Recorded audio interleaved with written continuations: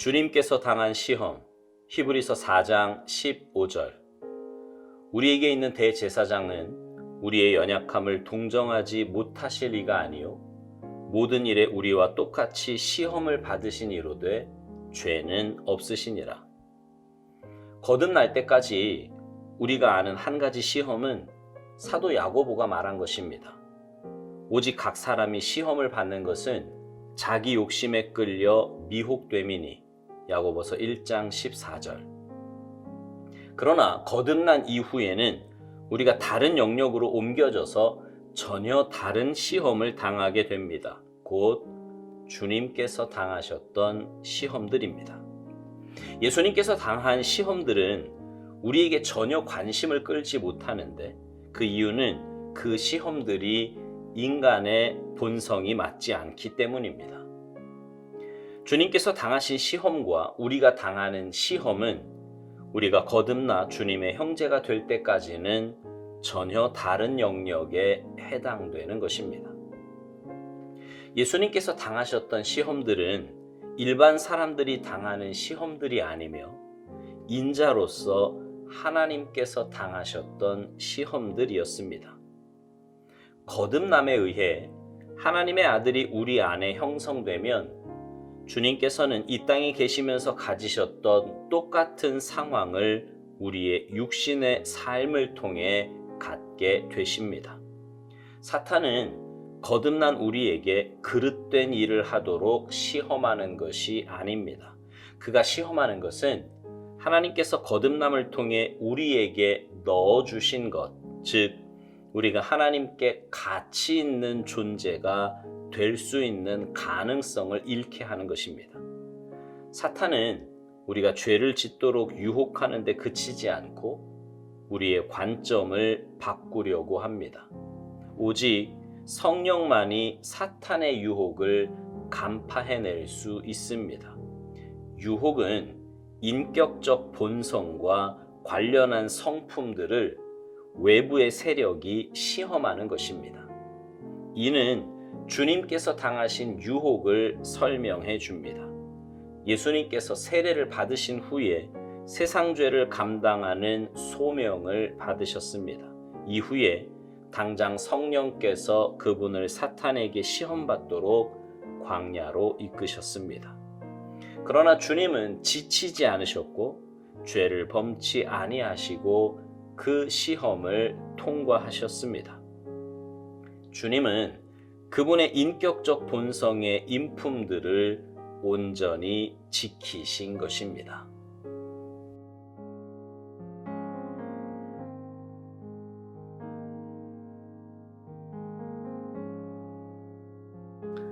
제가 종종 드리는 말씀 가운데 시험이나 고난의 많은 이유는, 아니 거의 대부분의 이유는 나 자신의 죄 때문이라고 말씀드렸습니다. 육신을 입고 있고 여전히 죄성을 갖고 사는 우리는 살면서 실수할 수밖에 없고 범죄할 수밖에 없습니다. 그리고 그런 실수와 범죄는 당연히 치루어야 할 대가가 따라오기 마련입니다. 오스왈드 목사님은요, 이것을 사도 야고보가 말한 욕심에 끌려 미혹됨으로 인한 시험으로 보았습니다. 특별히 거듭날 때까지 우리가 아는 한 가지 시험은 바로 이것이라는 것입니다. 그러나 거듭난 이후에는 우리가 다른 영역으로 옮겨져서 전혀 다른 시험을 당하게 되는데 곧 주님께서 당하셨던 시험들이라고 말합니다. 그러면서 예수님께서 당하셨던 시험들은 일반 사람들이 당하는 시험들이 아니며 인자로서 하나님께서 당하셨던 시험들이었다는 것입니다. 거듭남에 의해 하나님의 아들이 우리 안에 형성되면 주님께서는 이 땅에 계시면서 가지셨던 똑같은 상황을 우리의 육신의 삶을 통해 갖게 되신다고요. 자, 이 말을 정리해 보면 이런 거예요. 우리가 거듭날 때 주님이 우리 안에 임재하십니다. 그리고 이제 우리는 세상 사람들과 다른 가치관과 다른 기준을 가지고 살아가게 되지요. 세상 사람들은 그것을 이해하지 못하고 또 이해하려고도 하지 않습니다. 그래서 예수 믿는 사람들을 향해 조롱을 퍼붓기도 하고 왕따를 시키기도 합니다. 예수 믿지 않았다면 당하지도 않아도 되었을 고난들이지요. 우리 안에 계신 예수님은 이 땅에 계시면서 당하셨던 그 일들을 우리 안에 계시면서 동일하게 당하시는 것입니다. 그러니까 여러분, 시험과 고난이 올 때 나 혼자 그거 당한다고 생각하지 마세요. 내 안에 계신 주님이 함께 당하시는 거예요. 하지만 여러분, 이렇게 당하는 시험은 우리가 하나님 나라에 속했다는 증거를 보여주는 일입니다. 그러니 그런 시험이나 고난에 기죽을 일도 움츠러들 일도 아닙니다. 오히려 당당하게 하나님의 자녀됨을 선포하고 믿음의 발걸음을 힘차게 내디디면 됩니다. 오살도 목사님이 우리가 거듭난 이후에 당하게 될 시험에 대해 이런 말을 합니다. 사탄은 거듭난 우리에게 그릇된 일을 하도록 시험하는 것이 아니라고요. 그가 시험하는 것은 하나님께서 거듭남을 통해 우리에게 넣어주신 것, 즉 우리가 하나님께 가치 있는 존재가 될 수 있는 가능성을 잃게 하는 것이랍니다.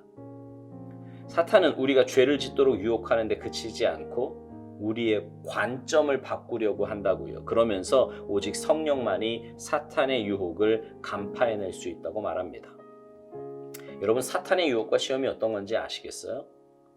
단순하게 도덕적으로 어떤 일을 하고 안 하고 이런 차원이 아닙니다. 내 근본적인 것을 흔들어서 하나님께로부터 멀어지게 하려고 하는 거예요. 그런데 오직 성령만이 사탄의 유혹을 간파해낼 수 있다고 말하는 것은 우리가 볼 때 그것이 유혹이 아니고 시험이 아니게 느껴질 수 있다는 말입니다. 자, 예를 들어 보겠습니다. 예배의 자리나 경건의 시간을 지키는 것은 우리의 신앙생활에 굉장히 중요한 일입니다. 그런데 사탄은 교묘하게 우리의 관점을 살짝 비틀어 놔요. 특별히 코로나 이후에 방송 예배를 드리면서 예배 시간을 지키는 것에 대한 기준이 많이 무너졌습니다. 예배를 꼭 예배당에 가서 드리지 않아도 되는구나, 이런 생각이 들기 시작을 해요. 그러다가 이제 방송으로 예배를 드리는 시간이 내 편의에 따라서 늦춰집니다. 그러면 또 이런 생각이 들지요. 예배를 꼭 정해진 시간에 정해진 장소에서 드리지 않아도 되는구나. 자, 그러다 보면 어디까지 갈까요? 나중에는 꼭 예배를 드리지 않아도 되는구나. 그냥 마음만 있으면 되지. 과연 그럴까요? 이미 그 사람은 사탄에게 엄청난 것을 빼앗기고도 깨닫지 못하는 것입니다. 예배 장소를 구별하고 예배 시간을 구별하는 이유는 약하디 약한 우리네 본성을 아시는 하나님께서 우리를 위해 그렇게 정해 주신 거예요. 정말 피치 못할 사정으로 나올 수 없을 때 방송으로 예배하는 건 어쩔 수 없는 일입니다. 하지만 그렇게 드리는 예배도요, 정해진 장소에 나오지 못함을 송구하게 생각하고 또 안타깝게 생각하고 어떻게 해서든 내 환경과 시간을 다스려 주셔서 주님 전에 나가 예배 드릴 수 있기를 사모하고 기도하며 하나님 앞에 예배 드려야 합니다. 여러분, 혹시 방송으로 예배 드려도 괜찮다고 생각하는 분이 있으시다면 그 마음의 중심이 정말 하나님을 향한 애정과 사랑에서 비롯된 마음인지 아니면 내 중심에서 내 편의와 내 유익을 위해서인지 점검해 보시기 바랍니다. 하나님 중심으로 하나님의 영광과 하나님의 뜻을 위한 것이 우리의 생활과 우리의 판단의 기준이 되어야 합니다. 그럴 때 우리는 마귀의 유혹과 시험을 거뜬하게 이길 수 있고 아무렇지 않게 넘어갈 수 있습니다. 그러나 내가 중심이 되잖아요. 사사건건 유혹이 옵니다. 모든 상황이 문제가 될 수밖에 없어요. 내가 중심이 되면. 내 안에 계신 성령님께서 어떤 것을 원하고 계시고 어떤 것을 선택하기를 원하고 계시는지 기도하며 집중해야 합니다. 오스왈드 목사님은 묵상 마지막에서 이런 말을 합니다. 유혹은 인격적 본성과 관련한 성품들을 외부의 세력이 시험하는 것인데 이는 주님께서 당하신 유혹을 설명해 준다는 것입니다. 내 안에 주님의 마음과 주님의 성품을 가지고 있으면 그것을 흔들어 놓기 위해 악한 원수 마귀가 시험을 합니다. 그러나 그럴 때 우리는 주님과 같이 인격적 본성의 성품들을 지키기 위해 성령님의 도우심을 구해야 합니다.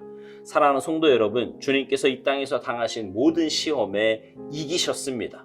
하나님의 살아계신 말씀으로 거뜬하게 이기셨어요. 그리고 우리도 그렇게 될 것이라고 약속해 주셨습니다.